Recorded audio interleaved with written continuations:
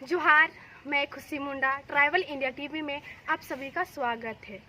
यहाँ पे राष्ट्रीय प्रचारक कमले दीदी से बातचीत करेंगे और जानेंगे कि क्या करते हैं क्या नहीं करते, वो सभी के बारे में जानेंगे। जोहार दीदी। जोहार। दीदी, आप बताइए कि कितने वर्षों से प्रार्थना सभा में जुड़ी हुई है? सरना प्रार्थना सभा में मैं 2000 से जुड़ी हुई हूँ और इसमें मैं लगातार काम कर रही हूँ। पहले तो मैं अपना गांव घर में थी और वहाँ से मैं प्रचार प्रसार करती थी, पर 2010 से मैं यहाँ रह रही हूँ और यहाँ से मैं लगातार काम कर रही हूँ। और जब शुरुआत था उस समय तो हम लोगों को बहुत ही परेशानी झेलनी पड़ी, कहे कि उस समय लोग नहीं जानते थे। और जब हम लोग सरना में जाने के लिए बातचीत करते थे बहुत जगह विरोध भी होता था। सबसे पहले तो मुड़मा से ही शुरुआत हुआ और यहाँ से हमारे धर्मगुरु बंधन तिग्गा की अगुवाई में यहाँ पे लोगों को बैठाने का काम किए और धर्म कर्म के बारे में धर्मगुरु जी बताने लगे। और धीरे धीरे सुनते सुनते गांव-गांव में अखड़ा में बैठा करके लोगों को समझाने का प्रयास किया गया और लोग धीरे धीरे समझते गए। उसके बाद में जब सरना जो अभी हम लोग देख रहे हैं, जो लाल और सफ़ेद झंडा सरना में चढ़ने या चढ़ाने का काम चोरिया से हुआ है। चोरिया में चाला माँ धर्मेश का आशीष कृपा एक बहन के ऊपर में हुआ। उस समय मैं प्रार्थना सभा में जुड़ी हुई नहीं थी, उस समय मैं नासन मुनन में जुड़ी हुई थी। तो एक भाई ने आया और हमको बताया कि दीदी सो चोरिया गांव में सरना माँ धर्मेश बाबा का एक बहन के ऊपर में वास हुआ और वो बहन बहुत अच्छा बात बतलाई, ऐसा बोल के वो भाई हमको बताया। तो मैं बोले कि कलयुग का समय में, भटयुग का समय में सरना माँ का अवतार हुआ और सरना माँ ऐसा कह रही है, कह के तुम कहता है, मैं तो विश्वास नहीं करती हूँ, ऐसा बोल के मैं बोली।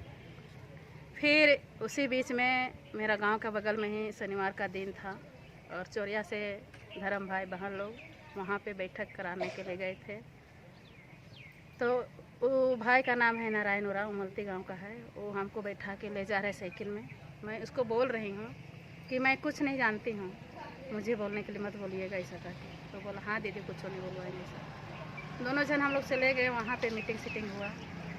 उसके बाद में जो चोरिया का भाई बहन लोग आए थे, लोग चोरिया चाला माँ धर्मेश का जो वास हुआ था और वो बहन वहाँ पे जो बात बताई थी, सारा बात को लोग वहाँ पे बताया। तो भी हमको विश्वास नहीं लगता था, लगता थी ढकोसला है, इस टाइप का लगता था। फिर अंतिम जब सभा वहाँ ख़त्म हो गई, फिर हमको लोग बोलने के लिए मौका दिया। तो मैं अपना दिल में जो भी बात था उसको मैं बताई कि आज हमारे आदिवासी समाज में विशेषकर नासापान घुस गया है और इससे हम लोग कैसे आदमी को छुटकारा दिलाएं।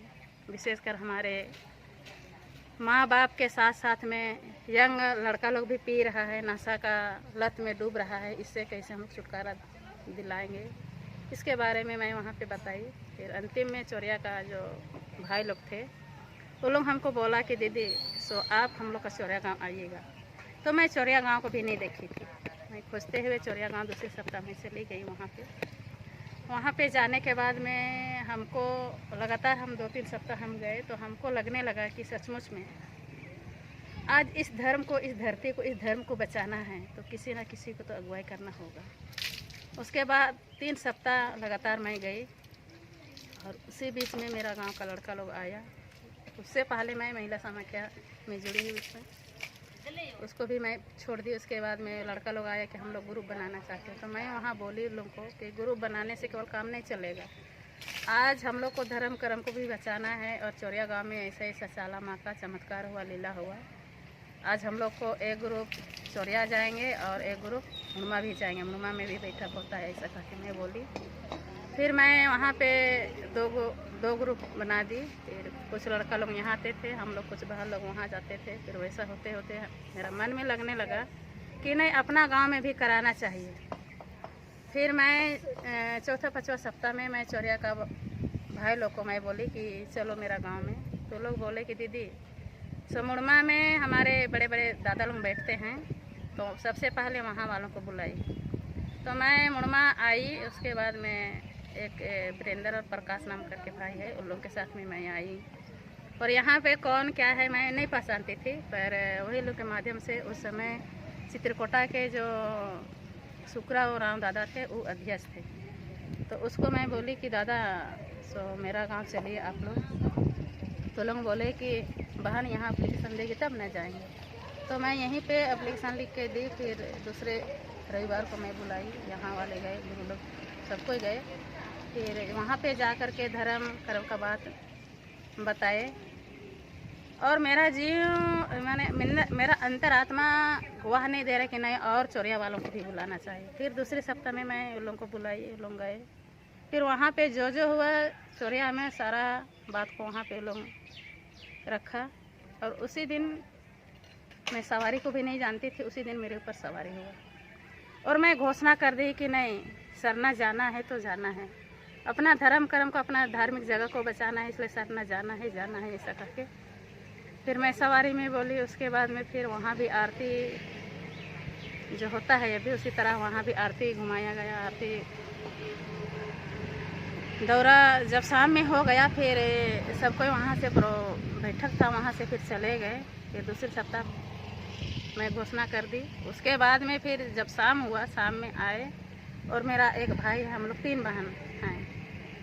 तो मेरा भाई क्या कहिएगा धर्म से भी भटक चुके हैं बोलिए, या तो जिस समय हम लोग का प्रार्थना सभा शुरुआत नहीं था उस समय लोग अपना घर परिवार अच्छा रहे कह के किसी न किसी धर्म में घुस जाते हैं। उसी प्रकार से हम लोग का घर में भी जो हम तो नहीं देखे पर बाबा लोग बता रहे थे कि हम लोग 8 भाई बहन थे। तो बड़े जवान हो के भाई लोग भी बहन लोग भी डेथ कर गई। तो एक पंडित आया और उसने कहा कि बाबा को कि इस झंडा को अगर गाड़िएगा तो आपका बाल बच्चा लोग बचेंगे, इस टाइप का बोले हो। तो इसीलिए बाबा उस झंडा को स्वीकार किए और आंगन में गड़ने लगे। तो उसी समय से हम लोग 4 भाई बहन हम लोग इधर बचे। तो उसके बाद में इसी चलते मेरा भाई विरोध एक बार कर रहा था। उसके बाद में फिर जब इसका सरना प्रार्थना सभा के बारे में समझ गए, उस दिन जब मेरा सवारी हुआ शाम में मैं घर आई तो उस समय मेरा भाई एकदम खूब पीता था, दिन और रात एकदम इतना शराब में डूबा हुआ रहता था कि मत कहिए। और हमेशा वो लड़ाई और झगड़ा ही हम लोग से करता था। पर उस दिन वो पी के आया, दूसरा को पिला के उसको लाया। और मैं अभी भी हम लोग का घर में ढेकी है तो मैं वहाँ पे बैठी थी और 2-3 जन भाई लोग आरती दान जो हुआ तो ऐसा को गिनती कर रहे थे।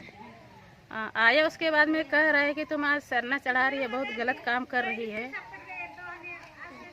गलत काम कर रही है कह के वो हमको गाली गलौज देने लगा। मैं बोलने लगी कि मैं क्या गलत काम कर रही हूँ। आज तो सबको अपना अपना धार्मिक जगह में जा रहा है, मैं भी अपना धार्मिक स्थल में मैं महिलाओं को ले जा रही, तो क्या गलत काम कर रही हूँ ऐसा कह के मैं रोने लगी। उसी समय मेरा अंतरात्मा से आवाज़ निकलने लगा। सरना माँ धर्मेश बाबा कहने लगे बेटी तुम प्रार्थना करो, प्रार्थना करो, आज तेरा भाई धर्म से भटक चुका है इसीलिए ऐसा कह रहा है, एक ना एक दिन जरूर तेरा भाई इस रास्ता में आएंगे ऐसा कह के। और सचमुच में उसी दिन से मैं लगातार रो रो के सुबह शाम प्रार्थना करने लगी। जिस दिन 1 सप्ताह हो उसी दिन फिर मेरा भाई आया और मैं जिस घर में सोती थी वहाँ उसको खुलवाया, खोले। उसके बाद में फिर दोनों जन हम लोग बैठे चटाई बिछा करके। उसके बाद मेरा भाई कहने लगा सचमुच में दीदी आज सरना में धर्मेश बाबा साक्षात हैं।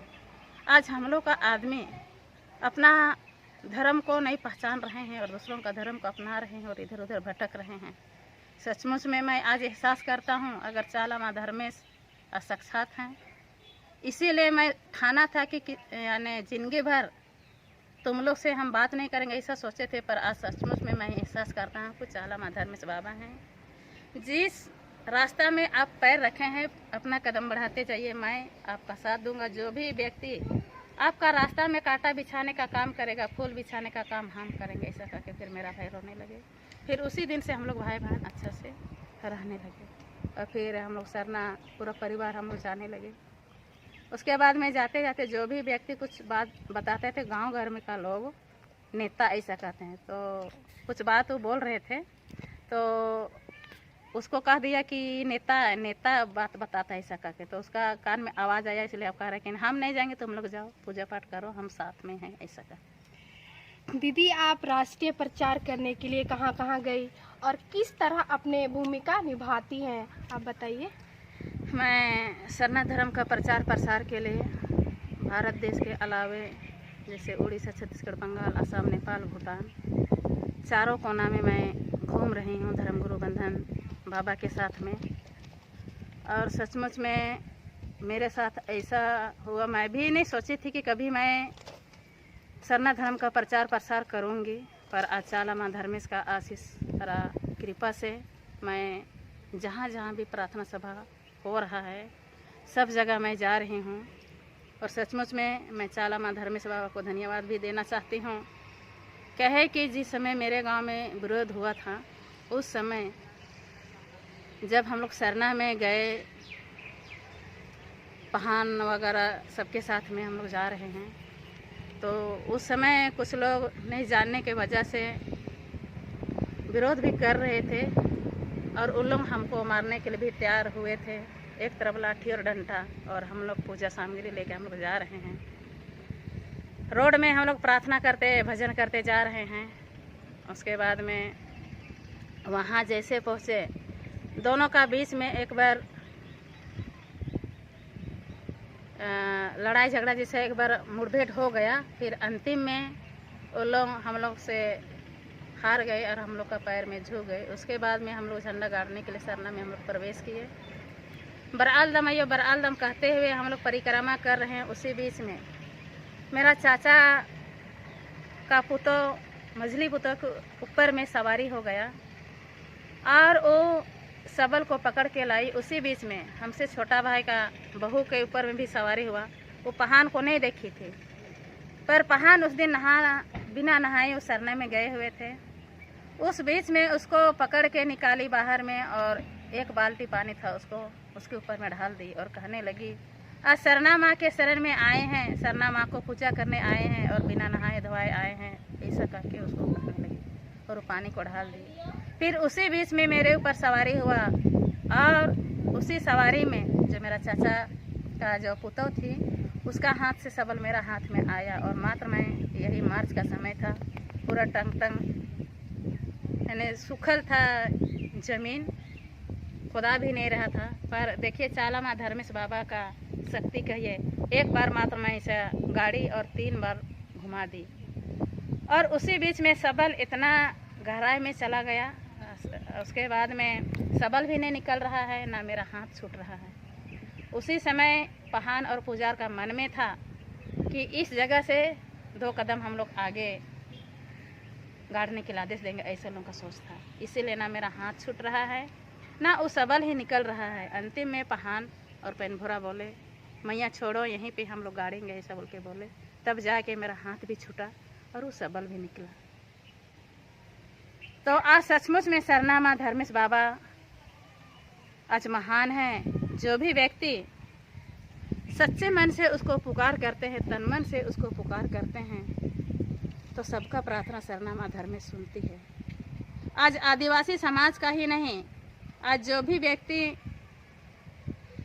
सरना माँ को दिल से पुकार कर रहे हैं, उनका मनोकामना को भी पूरा कर रही है। और ऐसे ही मेरा गांव के बगल में ही एक लुंडरी गांव है, वहाँ पे वो मुसलमान भाई हैं। तो जब लुंडरी गांव में हम लोग गए थे तो उस समय उस चाला माँ धर्मेश बाबा का जो प्रवचन हो रहा था उसको सुने थे। तो एक दिन वो वहाँ का आदिवासी बाबा थे, रामनवमी का महीना था, रामनवमी पहुँचल था, रामनवमी का दिन, तो उसको झंडा लाने के लिए वो पैसा दिए। तो वो भाई जो मुसलमान भाई थे वो कह रहे हैं कि आदिवासी लोग कहता है कि सरना माँ धर्मेश बाबा को नाम लेने से, सच्चे मन से पुकार करने से जो भी मांग कीजिएगा वो मनोकामना पूरा होता है कहते हैं। तो आज हम आजमाइश करते हैं, ऐसा करके झंडा खरीद के वो ले जा रहे हैं। और रास्ता में चाला माँ धर्मेश को मन ही मन गोहरा रहे हैं कि सचमुच में चाला माँ धर्मेश अगर आप हैं तो आज इस झंडे में जो हनुमान का छापा है इसको हटा दीजिएगा, तब हम मानेंगे कि हाँ सचमुच में सरना माँ धर्मेश बाबा आज महान है, उनका शक्ति आज महान है। ऐसा कहते हुए वो जा रहे हैं। उसके बाद में लुंडरी गाँव पहुँचे। पहुँचने के बाद में उस भाई के लिए झंडा को दिए तो वो भाई खोल करके देख रहा है, वो बाबा खोल करके देख रहा है कि उसमें जो छापा था हनुमान जी का वो उड़ गया। तो वो बाबा उसको कहने लगे कि क्या झंडा को लाया है तुम ऐसा कहते। तो वो मुसलमान भाई उनको बोले कि भाई आप लोग विश्वास नहीं करते हैं, सचमुच में आप लोग का धर्म आज महान है। हम सुने थे सरना माँ को सच्चे मन से पुकार करने से जो कुछ भी मांग कीजिएगा वो मनोकामना पूरा होता है, ऐसा हम सुने थे। इसलिए मैं मन ही मन रास्ते में चालमा धर्मेश को गोहराते हुए प्रार्थना करते हुए हम आ रहे थे। और सचमुच में आज ये मनोकामना मेरा जो मन का बात था आज पूरा हुआ। आज आप अपना धर्म को छोड़ करके कहाँ भटक रहे हैं, ऐसा कह के वो बोले। तो उसी दिन से वो एकदम सुबह और शाम उसको नींद भी आने नहीं लगी और वो कहने लगे कि सर ना झंडा गाड़ दो, सब ना झंडा गाड़ दो। फिर वहाँ का भाई लोग हमको फ़ोन किया तो मैं बोली भाई जा कर के विनती प्रार्थना कर दीजिए और झंडा गाड़ दीजिए, ऐसा कर। सरना धर्म कोड को लेकर कितना ज़रूरी है सरना धर्म कोड? सरना धर्म कोड बहुत ही ज़रूरी है। कहे कि देखिए सब धर्म सभी के लिए आज महत्वपूर्ण कोड है। जैसे आदिवासी हिंदू जैन बौद्ध सबों के लिए जो 6 कॉलम मिल गया है, तो उसी तरह से हम लोग भी आज अपना आदिवासी लोग अपना धर्म कोड का मांग कर रहे हैं। धर्म कोड के नहीं रहने से हम लोग का जो आज जनगणना हो रही है, जो गिनती हो रही है, उसका जानकारी हम लोग को सही नहीं मिल पा रही है। इसी वजह से हम लोग का जनसंख्या भी आज घट रही है। इसलिए मैं आशा और उम्मीद करती हूँ और सरकार से भी मांग करती हूँ कि सरना धर्म कोड हम लोग को मिलना बहुत ज़रूरी है। और हम लोग तब तक लड़ाई लड़ेंगे जब तक हम लोग को सरना धर्म कोड नहीं मिलती है, तब तक हम लोग का आंदोलन जारी रहेगी।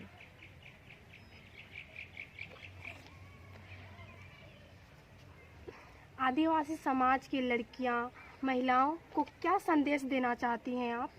मैं आदिवासी लड़कियों को, महिलाओं को या मैं सबों को मैं यही संदेश देना चाहती हूँ कि सब कोई जागे, अपना हक अधिकार के बारे में जाने, अपना धर्म स्थल में जाएं।